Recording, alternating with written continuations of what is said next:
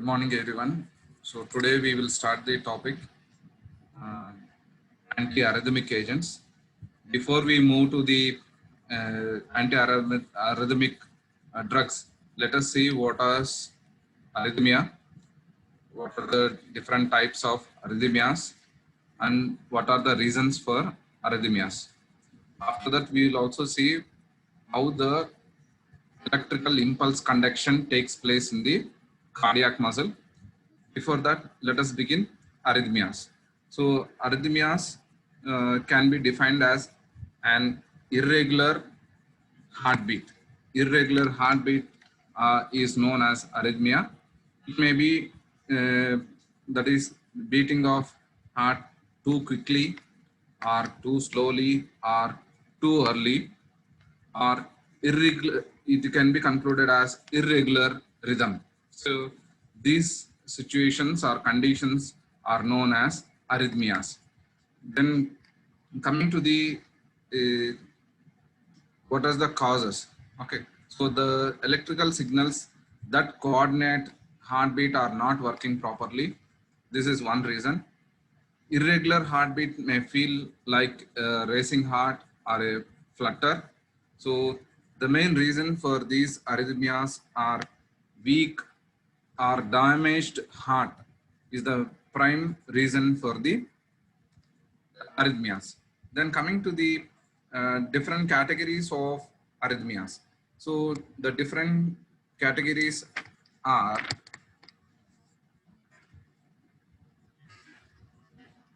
arrhythmia include.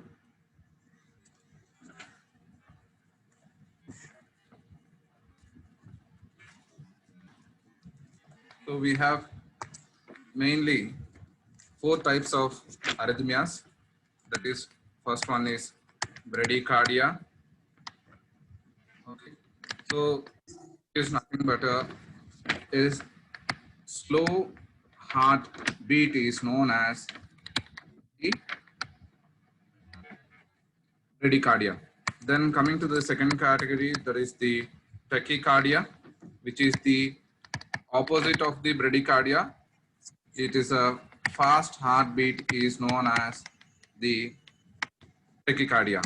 Then coming to the third category, that is irregular heartbeat, which may be flutter or fibrillation. We will see what is this flutter or fibrillation when we discuss in detail. Then fourth category is the early heartbeat, which can be called as premature contraction. Premature contraction is known as early heartbeat. So the normal value of heartbeat or the number of times the heart beats per minute. The normal value is 60 to 100 beats per minute, which is abbreviated as BPM, small BPM, or all small b, small p, and small m, which is called as the beats per minute. So the lower the heartbeat, then the more efficient is the heart. Suppose if you take the athletic people or sports persons, so they will have nearer to 60 or less than 60, which means that their heart is more efficient than the other people. Okay. Then coming to the types of arrhythmias. So the types of arrhythmias include.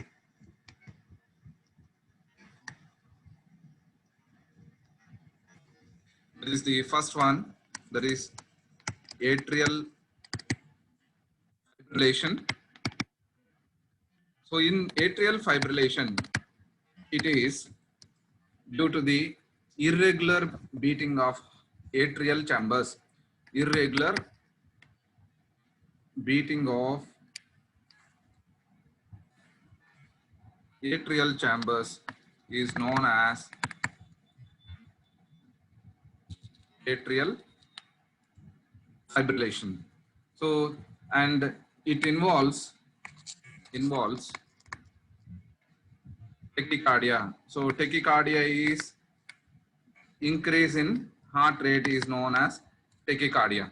So normally this type of atrial flutter is commonly seen in the people whose whose age is above whose age is above 65 years. Okay, so in such people, this atrial fibrillation is commonly seen. Then coming to the next type of the type arrhythmia, that is atrial flutter. So the second type of arrhythmia is atrial flutter. So this atrial flutter is due to the many random and different quivers in the atrium. That is many random and different quivers in the atrium is known as atrial flutter.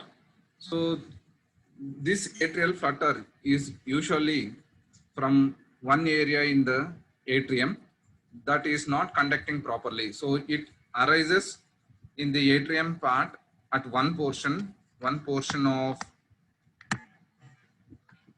atrium it arises, okay, and which is due to not non-conducting part of that atrium, non-conducting part. So what is non-conducting part? It is nothing but the electrical impulses within the heart are not being conducted, and that too it is confined to the atrium. Then it is called as atrial flutter. So both flutter and fibrillation can occur together also. That is, the atrial fibrillation and atrial flutter can happen together also. Then next, coming to the next category, that is the supraventricular tachycardia. Okay. This supraventricular tachycardia is commonly abbreviated as SVT. SVT, supraventricular tachycardia. So it refers to a rapid but rhythmically regular heartbeat. An individual can experience a burst of accelerated heartbeat that can last from a few seconds to a few hours. Okay, so what happens in this is, so there will be a regular heartbeat, but the heartbeat sometimes is accelerated. That means it becomes fast. Okay. So accelerated, and which may last for few seconds to few minutes, few seconds to few even hours also. So this is called as the supraventricular tachycardia. So the atrial flutter and atrial fibrillation together may be called as supraventricular tachycardia also. Then coming to the next part, that is the fourth type, that is ventricular tachycardia. Ventricular tachycardia. So this, by the name itself, we can know that ventricular part, that is the ventricular part of the heart. So abnormal electrical impulses that start in ventricles and cause abnormally fast heartbeat. Okay, so the impulses will originate. Normally, the SCA node is the area where the impulses start. But in case of ventricular tachycardia, the impulses start within the ventricle itself, and which will lead to increased heartbeat. Okay, so that is called as ventricular tachycardia. And the probable reason for ventricular tachycardia may be due to a scar from a previous heart attack. So previous, if the person has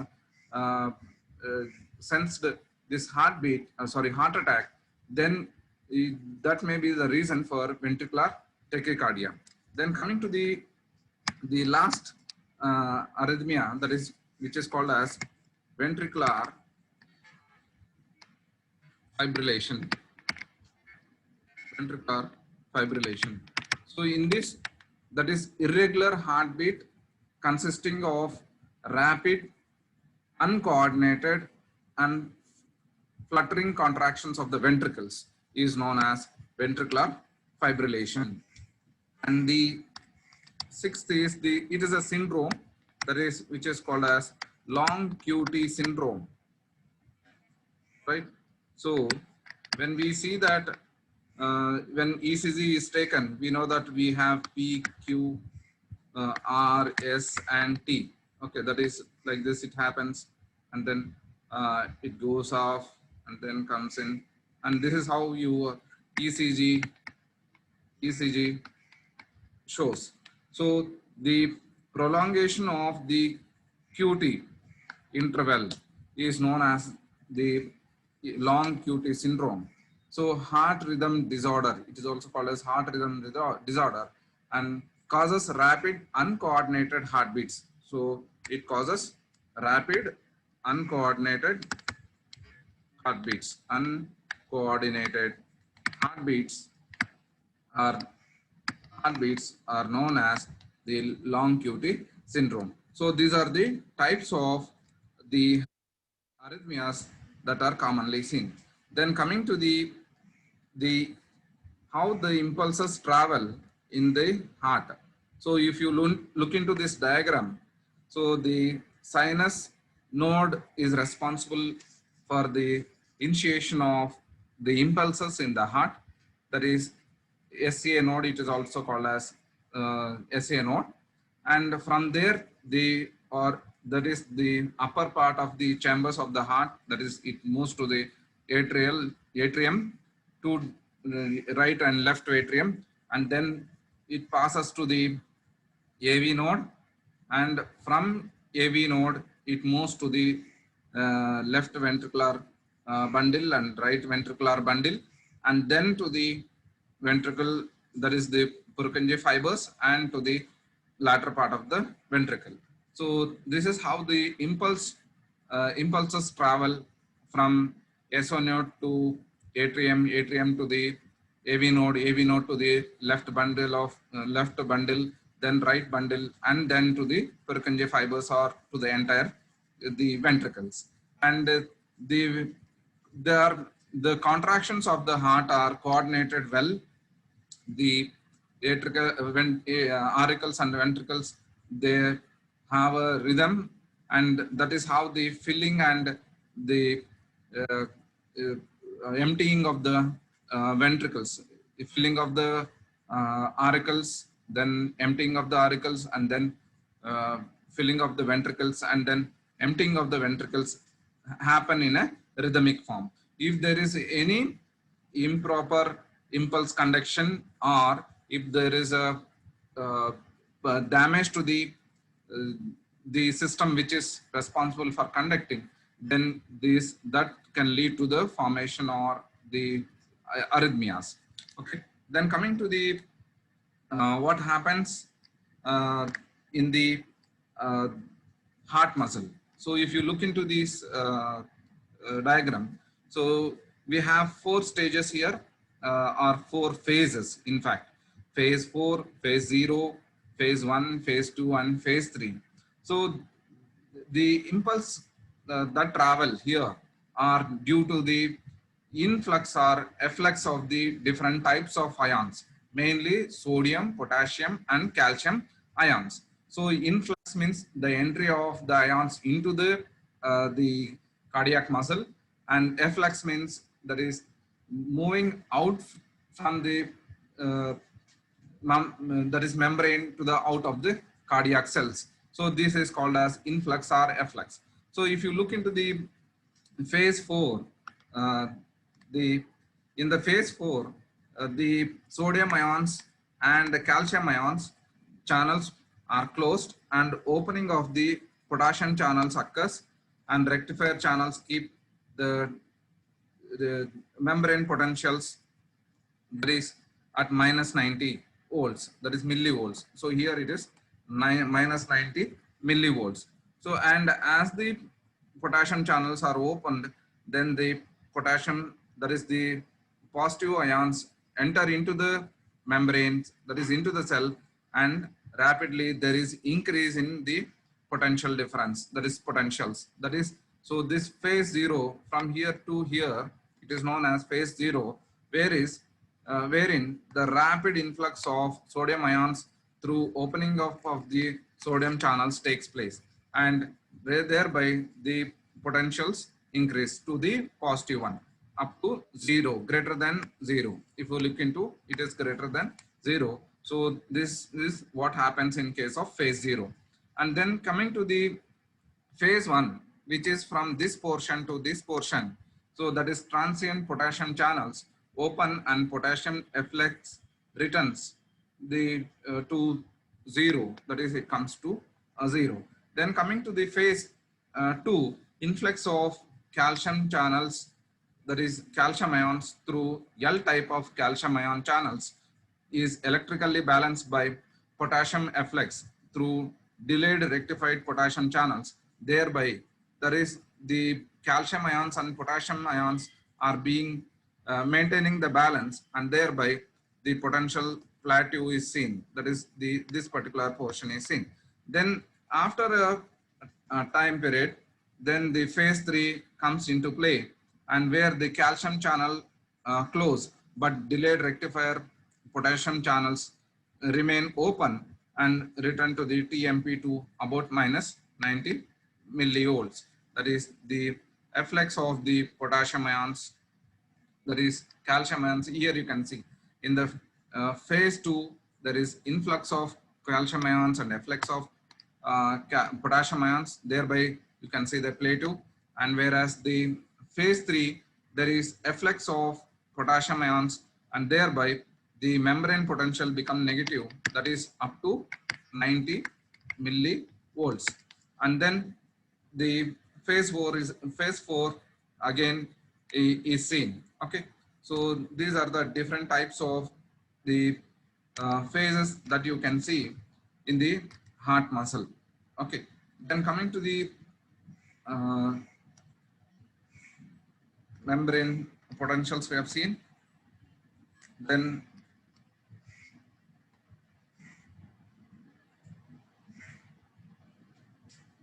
so here these phases are sometimes that is denoted by their types of polarization. So in case of phase 0, it is called as depolarization, where the sodium and potassium ions are increasing, and phase, that is phase 1, the sodium channels close, and phase 2, there is increase in efflux of the calcium ions and influx of potassium ions, and phase 2, and phase 3 is called as rapid repolarization. So depolarization and repolarization, and phase 4 is called as resting potential. That is the at the resting of the cardiac muscle, you can see this leaky potassium channels. Then coming to the anti-arrhythmic agents. Okay, so here we have these anti-arrhythmic agents. We have different classes of drugs that are used as anti-arrhythmic agents. So here we have classified them into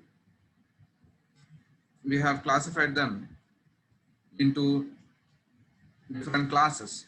Okay, so that is, sorry for that. So here we have different classes, that is class 1, class 2, class 3, and class 4 types of anti-arrhythmic agents. Okay, so these anti-arrhythmic agents,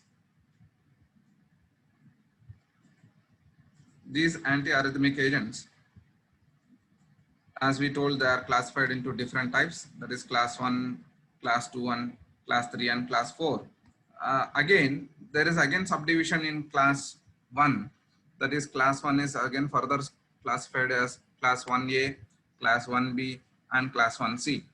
See, in case of class 1A, the mechanism of action of this class 1A drugs is that the sodium channels are blocked by these agents, and then intermediate rate of dissociation from sodium channels takes place, and it slows the phase zero depolarization, and it prolongs action potential duration, and it also slows down conduction. So these are the few uh, mechanisms by which these class 1A anti-arrhythmic drugs act. So coming to the, where is the site of action of these class 1A drugs? So they act on the atrial and ventricular tissue, and examples of this class are quinidine, procainamide, disopyramide are the examples. Then class 1B, we have the class 1B compounds also act on the sodium channels.